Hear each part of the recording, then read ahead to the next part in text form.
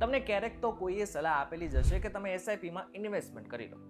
ઘણી બધી એડવર્ટાઇઝમેન્ટ પણ આવે છે કે જેમાં તમને એમ કહેવામાં આવે છે કે એક વખત તો તમે એસઆઈપીમાં ઇન્વેસ્ટમેન્ટ કરો, તમને બમણો લાભ થશે. કદાચ તમારા ઘરના પણ કહેતા હશે કે એસઆઈપી સ્ટાર્ટ કરી દે ભાઈ, પરંતુ આ એસઆઈપી ઘણી મહત્વની છે. અને જો તમે પહેલી વખત એસઆઈપીમાં ઇન્વેસ્ટમેન્ટ કરવા જઈ રહ્યા છો ને, તો આજનો આ ખાસ વિડીયો તમારા માટે બનાવેલ છે. આજના ખાસ વિડીયોમાં આપણે જાણીશું એસઆઈપી છે શું. સૌથી પહેલા તો એસઆઈપીમાં ઇન્વેસ્ટમેન્ટ કરો છો, ખાસ કરીને પહેલી વખત ઇન્વેસ્ટમેન્ટ કરો છો, તો કઈ વાતનું ધ્યાન રાખવાનું છે. આની સાથે એક મહત્વની ટીપ પણ મળશે જે આગળના સમયમાં તમને બમણો લાભ પણ આપવામાં મદદ કરશે. એટલા માટે થઈને આજનો આ વિડીયો પૂરો જોઈને જજો. વિડીયો શરૂ કરતા પહેલા એક મહત્વની વાત, હવે તમે તમારો ફેવરિટ શો ડેલી ડોઝને વીટીવીની એપ્લિકેશન ઉપર પણ જોઈ શકો છો. શું કરવાનું છે? સૌથી પહેલા તો એપ સ્ટોર અથવા તો પ્લે સ્ટોરમાંથી વીટીવીની જે એપ્લિકેશન છે એને ઇન્સ્ટોલ કરવાની છે. આ બાદ એપ્લિકેશનને ઓપન કરીને બિયોન્ડના વિડીયોઝમાં જઈને ડેલી ડોઝના તમે બધા જ વિડીયોઝ એકસાથે જોઈ શકશો. હવે આપણે વિડીયોને આગળ વધારીએ. નમસ્કાર, વેલકમ બેક ફોક્સ. વીટીવી ડિજિટલમાં તમારું સ્વાગત છે અને હું છું આપનો દોસ્ત કરણ ચડોતરા. સૌથી પહેલા જ વાત કરી લઈએ કે એસઆઈપી છે શું. જો ફૂલ ફોર્મની આપણે વાત કરીએ તો એનું ફૂલ ફોર્મ છે સિસ્ટમેટિક ઇન્વેસ્ટમેન્ટ પ્લાન. એટલે કે નાની રકમ તમે ઇન્વેસ્ટ કરો છો, દર મહિને થોડા રૂપિયા તમે ઇન્વેસ્ટ કરો છો, જેથી કરીને લાંબા ગાળે તમને મોટો ફાયદો થાય. અને જે એસઆઈપી છે સામાન્ય રીતે બીજા ઘણી બધી ઇન્વેસ્ટમેન્ટ કરતા એને સેફ માનવામાં આવે છે. એટલે કે એમાં તમારું નુકસાન થવાના ચાન્સીસ ઘણા ઓછા હોય છે. હવે એવી 5 ટિપ્સની વાત કરી લે કે જે આગળના સમયમાં તમને ઘણી કામમાં આવવાની છે. સૌથી પહેલું, વહેલું શરૂ કરો જેથી તમને ચક્રવૃદ્ધિ વ્યાજનો ફાયદો મળી શકે. એસઆઈપીની સક્સેસનો આધાર ચક્રવૃદ્ધિ વ્યાજ એટલે કે કમ્પાઉન્ડિંગ ઇન્ટરેસ્ટ પર છે.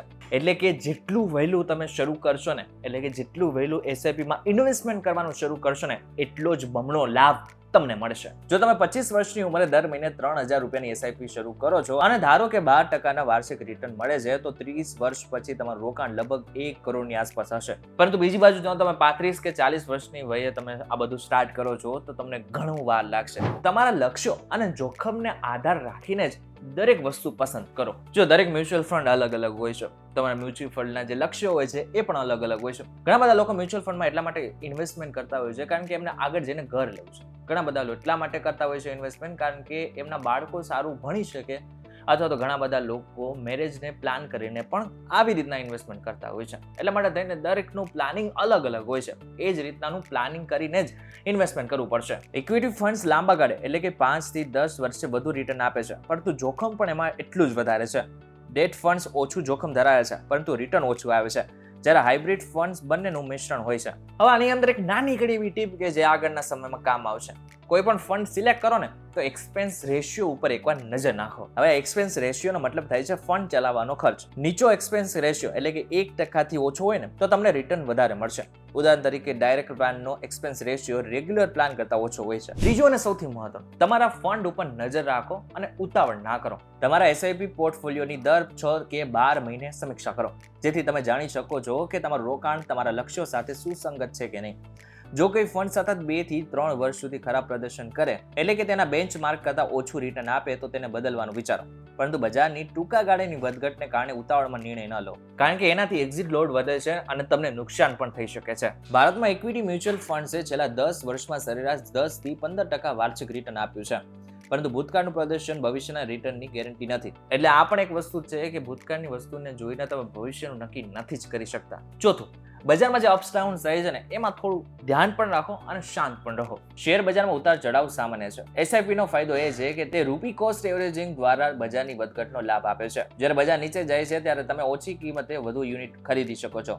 જે બજાર વધે ત્યારે તમારું રિટર્ન વધારે છે. ઉદાહરણ તરીકે જો તમે દર મહિને 5000 રૂપિયાનું રોકાણ કરો અને બજાર ઘટે તો તમને વધુ યુનિટ મળશે, જે લાંબા ગાળે ફાયદાકારક જ રહેશે. ગભરાઈને એસઆઈપી બંધ કરવાથી આ લાભ ગુમાવી શકાય છે. પાછું, એસઆઈપી ની જે રકમ છે ને ધીરે વધારો. હવે એવું પ્લાનિંગ કરીને ના ચાલો કે હજુ તમે ઇન્વેસ્ટમેન્ટની શરૂઆત જ કરી છે, તમે કમાવાની પણ શરૂઆત કરી છે. એવામાં તમે જો તમારી સેલરી 30,000 ની આસપાસ હોય ને તમે એવું વિચારો છો કે તમે 20,000 રૂપિયાનું કે પછી 25,000 રૂપિયાનું ઇન્વેસ્ટમેન્ટ કરશો, તો એવું નહીં ચાલે. સામાન્ય રીતે 5,000 જેવી નાની રકમથી શરૂઆત કરો. જેટલો તમારો પગાર હોય એનો થોડો ભાગ તમે કાઢો અને એને ઇન્વેસ્ટમેન્ટ કરો. પછી જેમ તમારો પગાર વધતો જાય, તમારી બચત જેમ વધતી જાય, એ પ્રમાણે તમે તમારું ઇન્વેસ્ટમેન્ટ પણ વધારો. ઘણા મ્યુચ્યુઅલ ફંડ્સ હાઉસ જેમ કે એસબીઆઈ, એચડીએફસી અને આઈસીઆઈસીઆઈ સ્ટેપ અપ એસઆઈપી ની સુવિધા આપે છે, એટલે કે જેમાં તમે ઓટોમેટિક રકમ વધારવાનો વિકલ્પ પણ પસંદ કરી શકો છો. હવે આ તો વાત થઈ ગઈ સામાન્ય એવી ટિપ્સની જે સલાહ કદાચ તમને ઘણા બધા લોકો આપી શકે છે, પરંતુ હવે જે હું સલાહ આપવા જઈ રહ્યો છું એ માત્ર અમુક નિષ્ણાંતો જ આપી શકે છે. જેમાં સૌથી પહેલા છે ટેક્સની અસર ઉપર ધ્યાન રાખો. મ્યુચ્યુઅલ ફંડ્સના રિટર્ન પર કેપિટલ ગેઇન ટેક્સ લાગે છે. ઇક્વિટી ફંડમાં 1 વર્ષથી વધુના રોકાણ પર 10% long term capital gain tax એટલે કે 1 લાખ રૂપિયાથી વધુના નફા ઉપર લાગે છે. ડેટ ફંડમાં 3 વર્ષથી વધુના રોકાણ પર 20% ટેક્સ અને એ પણ પાછું ઇન્ડેક્સેશન સાથે લાગે છે. આનો હિસાબ રાખો. બીજું, ડાયવર્સિફિકેશનનો પણ લાભ લો. બધા પૈસા એક જ ફંડમાં ન રાખો. ઇક્વિટી, ડેટ, હાઇબ્રિડ ફંડ્સમાં રોકાણ વહેંચી નાખો. જો તમે યુવાન છો અને તમે રિસ્ક લેવા માટે રેડી છો તો 70% તમે ઇક્વિટીમાં નાખી શકો છો અને બાકીના જે પૈસા છે એ બીજા બેમાં નાખી શકો છો. ત્રીજું, ફાઇનાન્સ સ્પેશિયાલિસ્ટની પણ મદદ લો. હવે જ્યારે તમે કોઈ પણ પ્રકારનું નાનું રોકાણ કરવા માંગો છો અને નવી શરૂઆત કરવા માંગો છો ત્યારે ફાઇનાન્સ સ્પેશિયાલિસ્ટ તમને ઘણી મદદ કરી શકે છે. અત્યારે હું તમને જે પણ સલાહ આપી રહ્યો છું એ તો રિસર્ચ બેઝ સલાહ આપી રહ્યો છું, પરંતુ જે લોકો ફાઇનાન્સ સ્પેશિયાલિસ્ટ હશે ચોક્કસથી તમારું જે ઇન્વેસ્ટમેન્ટ છે એને કઈ રીતના ડબલ કરવું આની સાથે અને શેમાં રિસ્ક ઓછું છે એના ઉપર પણ તેઓ ભાર આપશે. એનાથી તમારું રિસ્ક ઘટી શકે છે. પાંચમું અને છેલ્લી ટિપ્સ, ELSS વિશે પણ જાણી લો. જો તમે ટેક્સ બચાવવા માંગો છો તો ઇક્વિટી લિંક્ડ સેવિંગ્સ સ્કીમ એટલે કે ELSS ફંડમાં એસઆઈપી કરી શકો છો. આ ફંડ્સમાં 3 વર્ષનો લોક ઇન પીરિયડ હોય છે અને ઇન્કમ ટેક્સ એક્ટની કલમ 80C હેઠળ દર વર્ષે 1.5 લાખ રૂપિયા સુધીનું ટેક્સ ડિડક્શન પણ મળે છે.